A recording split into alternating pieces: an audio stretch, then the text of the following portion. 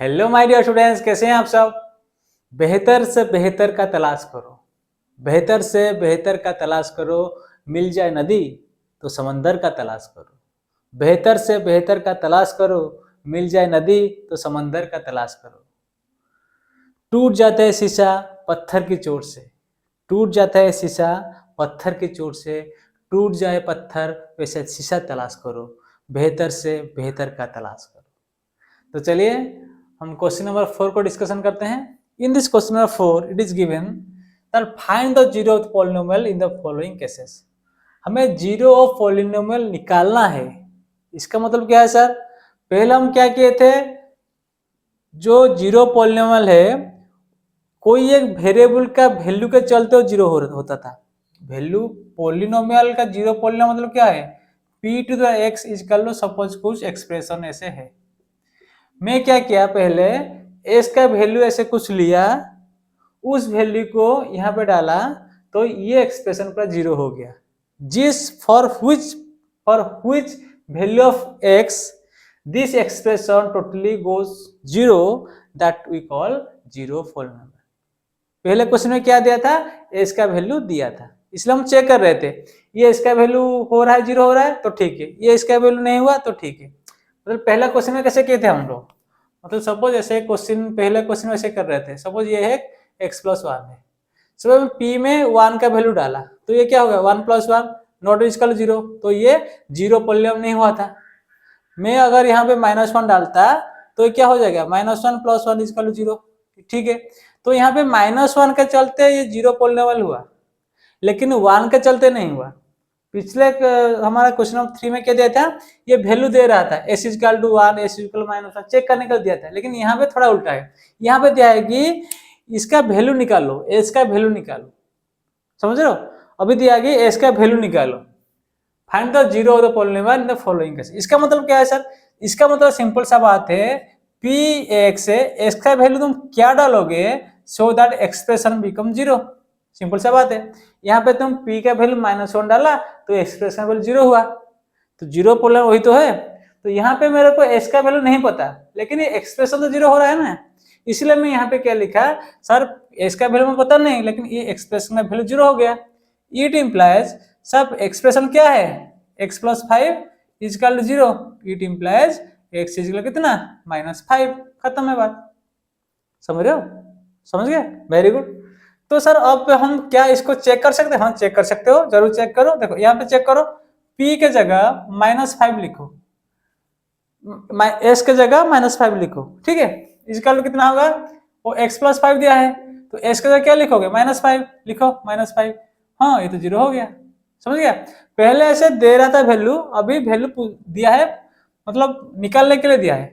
Clear है, clear, ठीक है। यहाँ पे क्या दिया है सर, जीरो पॉलिनोमियल मतलब p तो x इजकल टू जीरो, तो यहाँ पे हम क्या करेंगे, x minus five is equal to zero, it implies x is equal to five. समझ रहे हो, देखो माइनस फाइव इधर चला गया है तो प्लस फाइव है।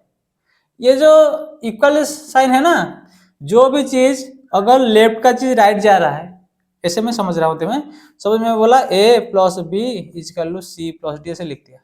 अगर a को, a है मतलब यहाँ प्लस है, c क्या ये प्लस है, कुछ नहीं लिखा मतलब प्लस है, ठीक है।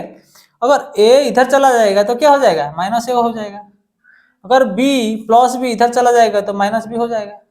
अगर प्लस सी इधर आया तो क्या माइनस सी हो जाएगा, प्लस डी इधर आया तो ये माइनस डी हो जाएगा, तो साइन चेंज होगा। अगर ये माइनस बी होता तो इधर चलने से क्या होगा, प्लस बी होगा।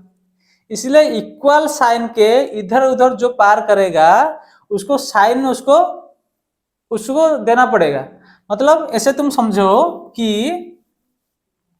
सर ये minus B is equal to C minus D है, सपोज ये जाना चाहता है, ये माइनस है, जब वो ये इक्वल चीज को ऐसे जाएगा ना, इधर जाएगा तो जाएगा, ये बोलेगा भाई तेरा साइन जो है तो चेंज कर, नहीं तो तेरे को मैं जाने नहीं दूंगा, ठीक है। तो ये इधर जाएगा तो ये प्लस बी हो जाएगा, ठीक है। अगर ये माइनस डी इधर आया, ये बोलेगा नहीं नहीं तेरा जो साइन है उसको तो चेंज कर, नहीं तो नहीं दूंगा, ठीक है। तो ये क्या करेगा, इधर आएगा तो प्लस डी हो जाएगा, समझ गया। तो उसी प्रकार से करना है, क्लियर है। अभी देखो p to x, p of x इसका क्या है, जीरो, जीरो पॉलिनोमियल है, तो हम क्या लिख सकते हैं, 2x plus 5 is equal to 0, it implies 2x कितना होगा, प्लस 5 इधर है तो इधर जाएगा तो ये क्या बोलेगा, अरे भाई तू प्लस है, नहीं नहीं नहीं तू प्लस नहीं माइनस हो, तो बोलेगा माइनस हो गया सर।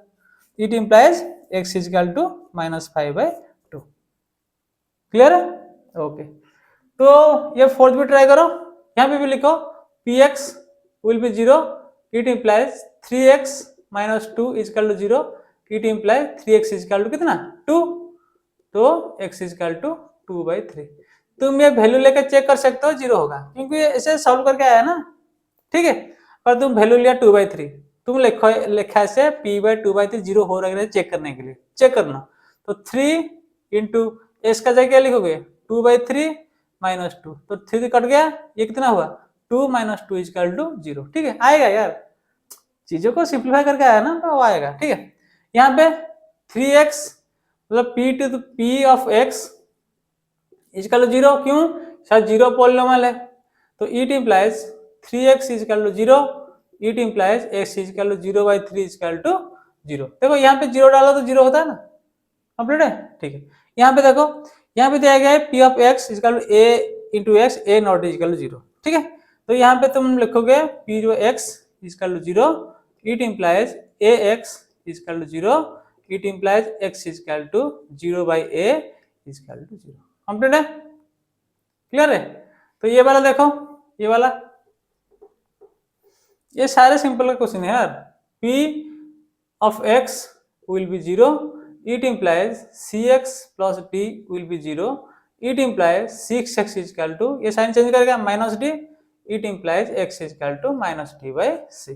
ठीक है, तो -d/c का वैल्यू अगर तुम x की जगह पुट किए तो ये पॉलिनोमियल 0 होगा। पुट करो चेक करने के लिए, p -d/c पुट किया तो x की जगह -d/c पुट किया, प्लस d है सर, c कट गया, -d plus d is equal to 0, खत्म है बात। क्लियर है? तो तुम्हारा क्वेश्चन नंबर 4 कंप्लीट है। अब हम 2.3 एक्सरसाइज की ओर जाएंगे। अगर तुम्हारे इसमें कुछ भी डाउट है, you are free to ask me any time any moment. ठीक है, तो नेक्स्ट हम 2.3 डिस्कस करते हैं। Okay, thank you, love you, bye.